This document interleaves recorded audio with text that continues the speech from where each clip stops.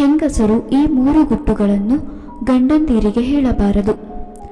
ಸ್ನೇಹಿತರೆ, ಒಂದು ಸಂಸಾರ ಸುಖ ಸಂಸಾರದಿಂದ ಸಾಗಬೇಕು ಅಂದರೆ, ಒಂದು ಸಂಸಾರದಲ್ಲಿ ಯಾವ ಅಡೆತಡೆಗಳು ಬರಬಾರದು ಅಂದರೆ, ಆ ಸಂಸಾರದ ಮುಖ್ಯ ಭಾಗವಾಗುವ ಹೆಣ್ಣು ತಾಳ್ಮೆಯಿಂದ, ಸಹನೆಯಿಂದ, ಜಾಣ್ಮೆಯಿಂದ ಸಂಸಾರ ನಡೆಸುವುದು ತುಂಬ ಅಗತ್ಯ. ಇಂತಹ ಸಂಸಾರದಲ್ಲಿ ಹುಳಿ ಹಿಂಡುವ ಕೆಲಸಗಳು ಆಗಾಗ ನಡೆಯುತ್ತಿರುತ್ತವೆ. ಹಾಗೆ ಆಗಬಾರದು ಅಂದರೆ ಹೆಂಗಸರು ಈ 3 ಗುಟ್ಟುಗಳನ್ನು ತನ್ನ ಗಂಡಂದಿರಿಗೆ ಹೇಳಲೇಬಾರದು.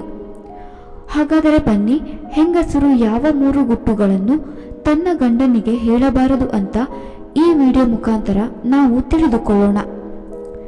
ಹೆಂಗಸರು ಈ 3 ಗುಟ್ಟುಗಳನ್ನು ತಮ್ಮ ಗಂಡಂದಿರಿಗೆ ಹೇಳಿದರೆ ಆಗುವ ಪರಿಣಾಮಗಳು ಯಾವುವು, ಅದರಿಂದ ಬಚಾವಾಗಬೇಕು ಅಂದರೆ ಯಾಕೆ ಬಚ್ಚಿಟ್ಟುಕೊಳ್ಳಬೇಕು ಅನ್ನೋದನ್ನು ಈ ವಿಡಿಯೋ ಮುಖಾಂತರ ಸಂಪೂರ್ಣವಾಗಿ ತಿಳಿದುಕೊಳ್ಳೋಣ ಬನ್ನಿ.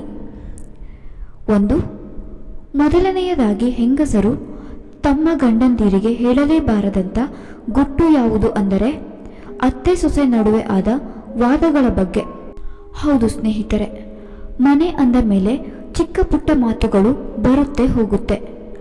ಅತ್ತೆ ಏನಾದರೂ ಸೊಸೆಗೆ 2 ಮಾತುಗಳು ಅಂದರೆ, ಸೊಸೆಯಾದವಳು ತಕ್ಷಣವೇ ಗಂಡನಿಗೆ ಆ ಮಾತುಗಳನ್ನು ಹೇಳಬಾರದು.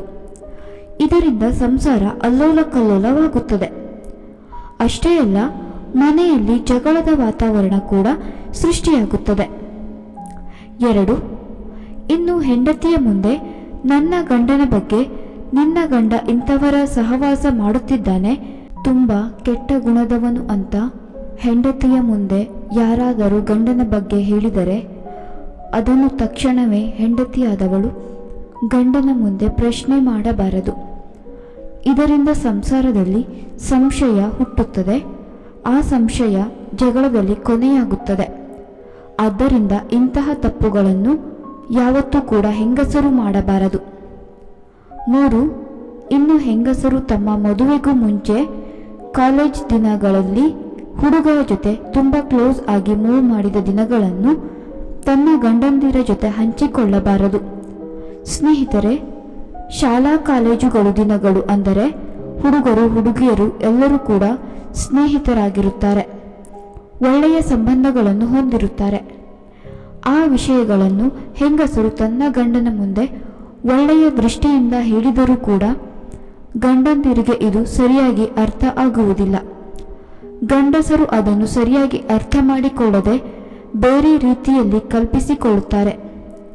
ಅದು ಪ್ರತಿಯೊಬ್ಬ ಗಂಡಸರಲ್ಲಿ ಇರುವಂತಹ ಸಹಜ ಗುಣವಾಗಿದ್ದು, ಹೆಂಗಸರು ಇಂತಹ ವಿಷಯಗಳನ್ನು ತಮ್ಮ ಗಂಡಂದಿರ ಮುಂದೆ ಯಾವತ್ತೂ ಕೂಡ ಹಂಚಿಕೊಳ್ಳಬಾರದು.